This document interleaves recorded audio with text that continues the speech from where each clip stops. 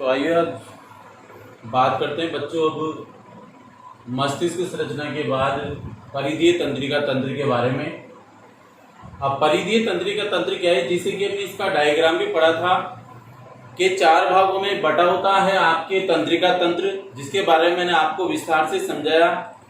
मेरुरज्जु, केंद्रीय तंत्रिका तंत्र, परिधीय तंत्रिका तंत्र। केंद्रीय तंत्रिका तंत्र में हमने मस्तिष्क और मेरुरज्जु के बारे में अभी जस्ट पढ़ा है, इसके भागों के बारे में पढ़ा है, अग्र मस्तिष्क, मध्य मस्तिष्क और पार्श्व मस्तिष्क के बारे में। और अब हम बात करते हैं इसमें कि परिधीय तंत्रिका तंत्र के बारे में। और परिधीय तंत्रिका तंत्र उसमें भी 2 भाग, एक कायिक तंत्रिका तंत्र, एक आता है स्वायत्त तंत्रिका तंत्र। अब हम बात करते हैं परिधीय तंत्रिका तंत्र के बारे में। तो देखिए 2 प्रकार की तंत्रिका। अब 2 प्रकार की तंत्रिका में मस्तिष्क और मेरुरज्जु आता है आपके। तो यह मस्तिष्क मेरुरज्जु से निकलने वाली तंत्रिकाओं का समूह क्या कहलाता है? परिधीय तंत्रिका तंत्र कहलाता है। यानी कि हम कहें कि 2 प्रकार की तंत्रिका यानी मस्तिष्क और मेरुरज्जु से निकलने वाली जो तंत्रिकाओं का समूह होता है उसको हम कहेंगे परिधीय तंत्रिका तंत्र। ये भी 2 प्रकार की तंत्रिकाएं आवेगिया, 2 प्रकार की तंत्रिकाएं, तो संवेदी तंत्रिकाएं और एक होती है प्रेरक तंत्रिकाएं। किसके अंदर? परिधीय तंत्रिका तंत्र के अंदर। संवेदी तंत्रिकाएं क्या कार्य करती है? तो देखिए उद्दीपनों को, उत्तक किसमें होते हैं? हमारे अंगों के अंदर। तो उद्दीपनों का मतलब जो भी, जैसे सुई चुभना, कांटा चुभना या गर्म वस्तु का छू जाना, ये सब क्या होते हैं? शरीर के अंदर उद्दीपन होते हैं। या ठंडा गर्म कोई भी चीज, जैसे कोई चीज ठंडी संपर्क में आते तो ठंडी के प्रति आपके उद्दीपन उत्पन्न होगा, गर्म है तो गर्म के प्रति होगा। तो उद्दीपनों को उत्तकों और अंगों से केंद्रीय तंत्रिका तंत्र तक पहुंचाने का काम होता है संवेदी तंत्रिका का।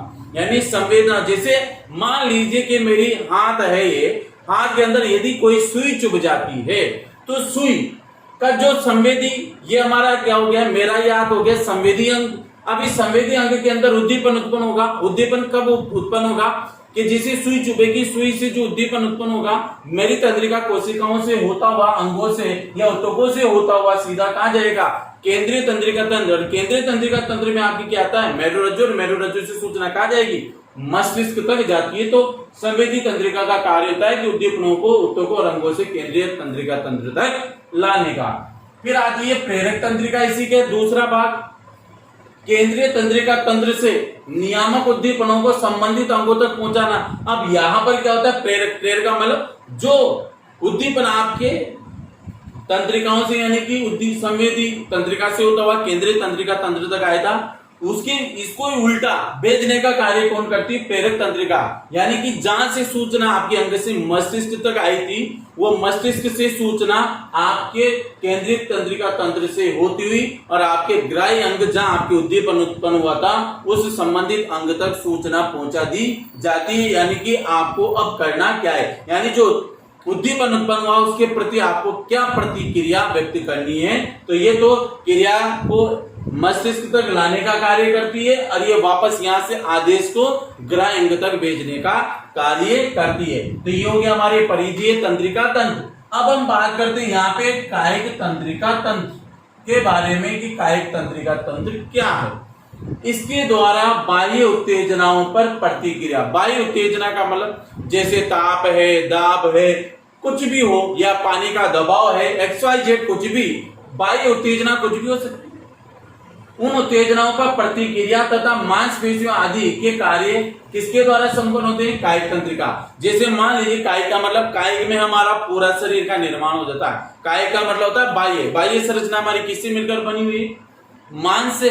तो इस मांस में उत्तेजनाएं बाह्य, जैसे कि हवा है, ताप है, दाब है। आज मान लीजिए कि जैसे शीत प्रदेश में हम चले जाते हैं तो ठंडा महसूस हमें किसके द्वारा होगा? कायिक तंत्रिका तंत्र के द्वारा, क्योंकि शरीर हमारा ठंडा पड़ जाएगा तो हम गर्म जगह पर जाने का एहसास करेंगे। और अगर ग्रीष्म या गर्म प्रदेश में जाएंगे तो प्रतिक्रिया हमारे कायिक तंत्रिका तंत्र यानी शरीर की बाह्य बॉडी पर ही बाह्य बॉडी जो होती है वो कायिक तंत्रिका तंत्र के अंदर आती है, जो बाह्य उत्तेजनाओं के प्रति क्या करती है, प्रतिक्रिया व्यक्त करती है, मांसपेशियों के साथ क्या करते हैं, आदि कार्य के संपन्न होते हैं। जैसे मान लीजिए कि आपको गर्मी लगी तो आप दौड़ते हुए सीधे कहां जाएंगे, आपके शरीर में प्रतिक्रिया व्यक्त हुई किसमें, वायु उत्तेजना के माध्यम से, तो आप दौड़ते हुए मांसपेशियों के माध्यम से कार्य करते हुए ठंडे स्थान पर जाने के लिए प्रेरित हो जाएंगे। तो इसमें आपके कायिक तंत्रिका तंत्र के अंतर्गत ये आता है।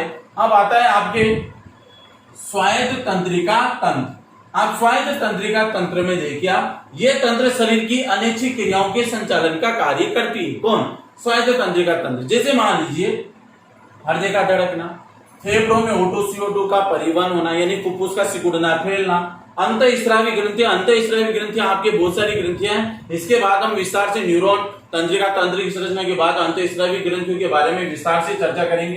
अंतःस्रावी ग्रंथियां जहां पर आपके अन्य मतलब जहां पर आपके हार्मोन्स उन ग्रंथियों के द्वारा स्रावित करके शरीर के विभिन्न अंगों के द्वारा अलग अलग कार्य कराए जाते हैं, वो आपके अंतःस्रावी ग्रंथियां कहलाती है। अंतःस्रावी ग्रंथियां ऐसी होती है जहां पर क्या होता है कि शरीर के अंदर नलिका विहीन ग्रंथियां होती है। नलिका जहां पे आपके शरीर की धमनियां और शिराएं नहीं पहुंच पाती है, फिर वहां पर अंतःस्रावी ग्रंथि यानी नलिका विहीन होती है। अतः ये अपने उत्पाद हार्मोन जो होते हैं इनके द्वारा स्रावित वो सीधे रक्त में मिला दिए जाते हैं, और रक्त में उस प्रत्येक ग्रंथि के द्वारा हार्मोन जो मिलाया जाता है उसके द्वारा अलग अलग कार्य संपन्न करवाए जाते हैं।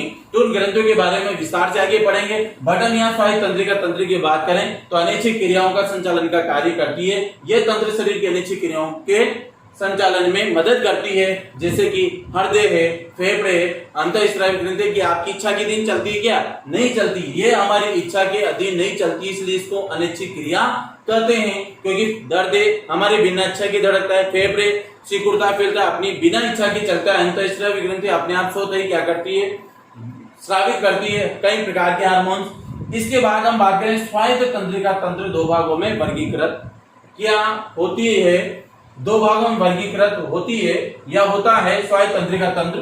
तो इसमें पहला आता है आपके स्वायत्त तंत्रिका तंत्र में अनुकंपी तंत्रिका तंत्र। अब अनुकंपी तंत्रिका तंत्र क्या है, यह तंत्र व्यक्ति में सतर्कता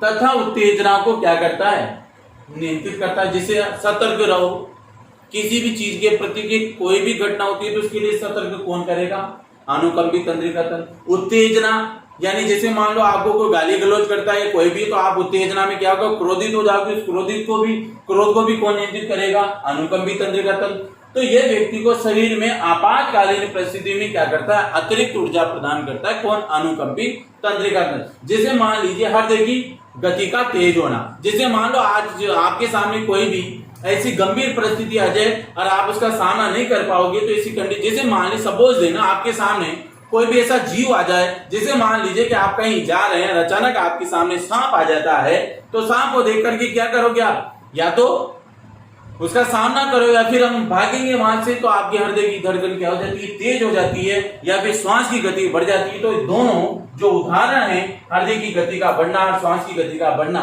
यह अनुकंपी तंत्रिका तंत्र के द्वारा ही संपन्न होते हैं। तो ये हमारे शरीर को सतर्कता, उत्तेजना आदि को नियंत्रित कर व्यक्ति को आपातकालीन परिस्थितियों में अतिरिक्त ऊर्जा प्रदान करने का कार्य करती है अनुकंपी तंत्रिका तंत्र। अब हम बात करते हैं परानुकंपी तंत्रिका तंत्र के बारे में। इसका क्या कार्य है, यह तंत्र शारीरिक ऊर्जा का संचयन करता है। शारीरिक ऊर्जा का मतलब जो शरीर हम भोजन करते हैं उसके द्वारा जो ऊर्जा का संचयन होता है वो किसके द्वारा होता है, परानुकंपी तंत्रिका तंत्र के द्वारा होता है। विश्राम अवस्था में यह तंत्र क्रियाशील होकर के क्या करता है, जब हम आराम कर रहे होते हैं तो उस स्थिति में यह तंत्र क्रियाशील होकर यानी एक्टिव होकर के हमें एनर्जी का क्या करता है, संचय करता है, यानी स्टोरेज। यानी कि हम क्या करते हैं, जब विश्राम अवस्था में सो रहे होते हैं या आराम कर रहे होते हैं तो उस कंडीशन में परानुकंपी तंत्रिका तंत्र क्या होता है, सक्रिय होकर के क्या करता है, ऊर्जा का संचयन है हमारी बॉडी के अंदर, एनर्जी का स्टोरेज करता है। जैसे कि आंखों की पुतली का सिकुड़ना, जैसे हम आराम करते हैं तो आंखों की पुतलियां सिकुड़ती है, हमारी फैलती है, सिकुड़ती, उसका कार्य किसका होता है, परानुकंपी। लार और पाचक रसों में वृद्धि करता है। जब हम आराम कर रहे होते हैं तो हमारी लार और पाचक रस में जो उसकी सक्रियता को कौन बढ़ाता है, अनुकंपी तंत्रिका तंत्र क्या करता है, इसको बढ़ाने का कार्य करता है। तो हम यहाँ पर ये कह सकते हैं कि यह शारीरिक ऊर्जा का संचयन करता है और विश्राम अवस्था में तंत्र क्रियाशील होकर ऊर्जा का संचय करता है, जैसे कि आंखों की पुतली का सिकुड़ना, यहाँ तक कि लार और पाचक रसों में वृद्धि करना किसका कार्य होता है? परानुकंपी तंत्रिका तंत्र का। तो आज हमारे ये तंत्रिका तंत्र वाला जो टॉपिक है ये समाप्त होता है, जिसके बाद हम बात करेंगे न्यूरॉन तंत्रिका तंत्र के बारे में। और लास्ट आपका जो टॉपिक आएगा लेसन में वो आएगा आपके अंतःस्रावी ग्रंथियां। तो न्यूरॉन और अंतःस्रावी ग्रंथियों के बारे में अगली वीडियो में चर्चा करते हैं। Thank you.